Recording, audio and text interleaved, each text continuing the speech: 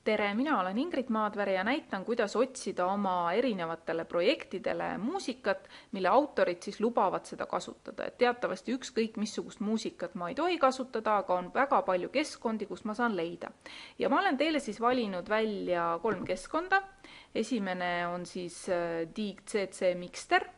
Ja siit siis, kui ma tahan hakata otsima, siis üks variant, mul on siin otsingukast, ma võin näiteks sisestada mingi sõna, mul on siin praegu sõna happy, vajutan enter ja mulle otsitakse siis kõik sellised muusikapalad üles, mis siis on sellega tähistatud.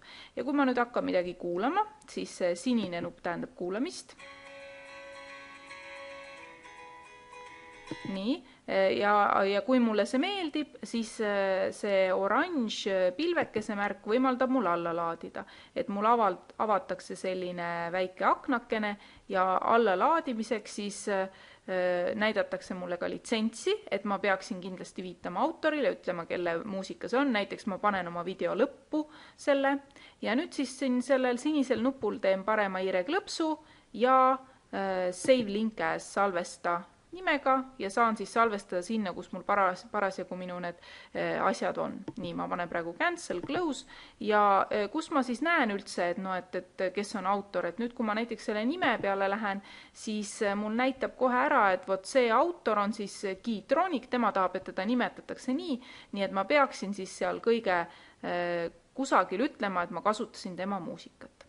Samuti saab selles keskkonnas otsida ka selliste tagidega või siis märksõnadega juba, et näiteks kui ma tahan midagi jõulude kohta, siin on kohe Christmas, ma saan valida instrumendid, ma saan valida stiili, nii et tegelikult muusika valimine võtab päris palju aega. No näete, ma leidsin kohe Merry Christmas.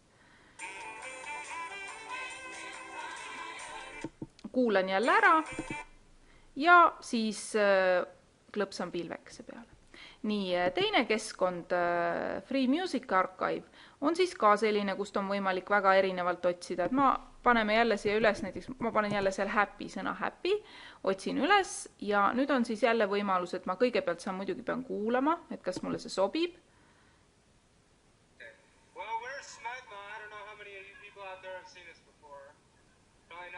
No nii, siin natuke autor veel või see muusik natuke räägib ja vot siin on nüüd see downloadimise nupp on siin taga, et kus on siis näha, et kuidas ma saan selle alla laadida. Klõpsan jälle selle peale ja ma saan juba teda siis salvestada vajaliku kohta. Ja jällegi ma pean vaatama ka seda autorit ja missugune litsents on, nii et et kui ma selle nime peal klõpsan, siis ma siit juba jälle näen. Siin on jälle öeldud, et viita autorile, et ma peaksin siis alati ütlema, et kes ta on ja siin oli siis see autor oli siis Smegma, tema tahab, et teda kutsutakse nii. Aga siin ma saan ka otsida näiteks žanrite järgi, et ma saan näiteks otsida, kui ma tahan mingisugust folk-muusikat, siis otsin hoopis selle järgi, nii et hästi palju erinevaid viise on otsimiseks, et tuleb katsetada. Ja üks keskkond veel, mida ma teile näitan, on Freesound, et siit näiteks, kui ma tahaksin mingisuguseid koera hääli saada või mingid selliseid konkreetsemaid, siis siin on võimalik siis leida neid, et näiteks nüüd, kuidas koer augub.